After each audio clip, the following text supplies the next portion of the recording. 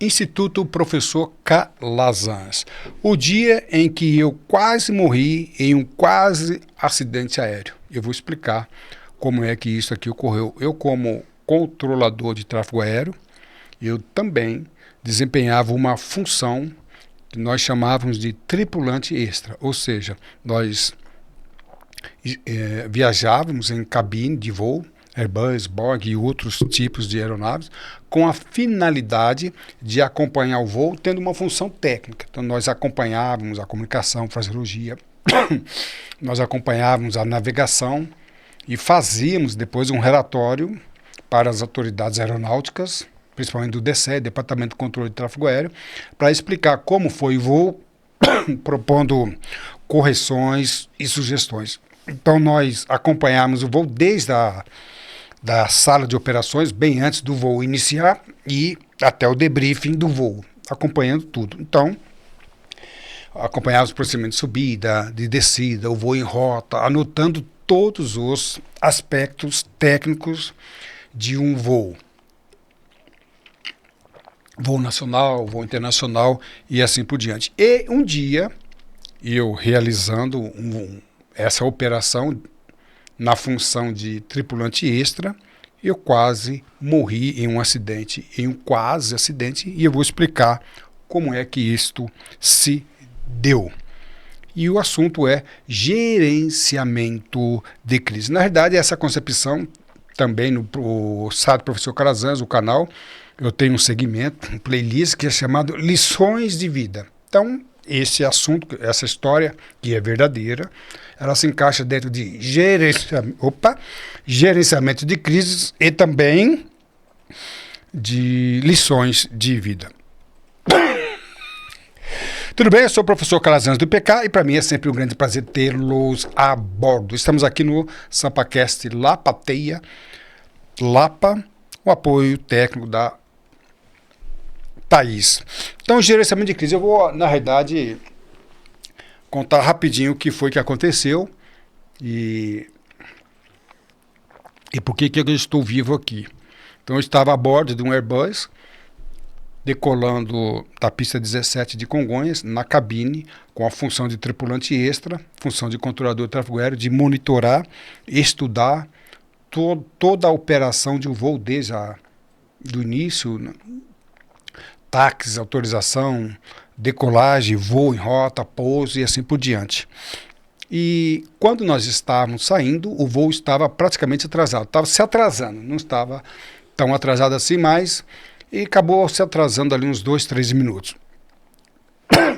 Mas já a bordo, acompanhando ali o embarque das pessoas, logo após o embarque veio um profissional da empresa mostrar, que eu vou chamar aqui de manifesto, uma declaração para o piloto do número de pessoas a bordo, carga e assim por diante, dentre outros fatores. Lembrando que antes, na sala de operações, eu, juntamente com o piloto e o DOV, despachante operacional de voo, nós fizemos todo o planejamento do voo. Rota a ser voado, nível, as condições meteorológicas e assim por diante. Mas na hora um pouquinho antes, as portas já quase a fechar, as portas quase a fecharem, então veio ali um profissional e mostrando um manifesto que era, dentre muitas coisas, peso e balanceamento. E quando o comandante viu, havia ali 1,5 toneladas a mais da carga prevista para aquele tipo de voo. 1,5 toneladas a mais. E o comandante falou, não, eu não posso decolar com esse peso.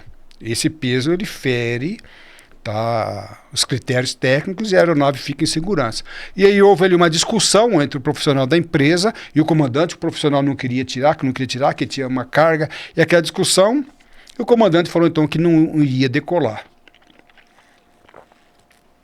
Sendo assim, o profissional falou que ia despachar, ou melhor, ia retirar aquela carga, e nós iríamos decolar. Só que houve um tempo muito pequeno entre a conversa e a retirada da carga. Aí ele veio novamente com outro manifesto e no manifesto, na outra declaração, estava dizendo o peso da aeronave já estava adequado com aquele peso permitido pelas normas técnicas ali de segurança, peso e balanceamento. Então nós partimos para decolar, e o voo acabou atrasando um pouquinho, partimos para decolar, e quando a aeronave foi decolar, lembrando que a aeronave ela é configurada. Quando se faz um peso, qual a distância que a aeronave vai percorrer na decolagem? Qual a velocidade que a aeronave vai atingir para que o piloto decole? Tudo isto é feito levando em consideração temperatura, vento e densidade do ar, pressão do ar. Tem um cálculo, né? Inclusive eu participei desse cálculo. E dentre os tópicos, os itens, é colocado o peso da aeronave. Então, uma aeronave com mais peso vai percorrer mais distância de pista e precisa decolar com uma determinada velocidade. A aeronave com menos peso vai percorrer menos distância de pista e vai decolar com menos velocidade. Então, nós ali, eu participei desse cálculo, os pilotos fizeram o cálculo, o DOV, e eu apenas acompanhei.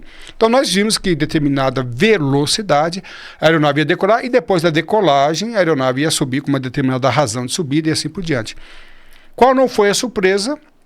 Que quando nós decolamos, o avião configurado diante daquele peso informado na declaração, tá, o termo de velocidade, o avião ele decola, e logo após a decolagem o avião ele tem esse movimento aqui.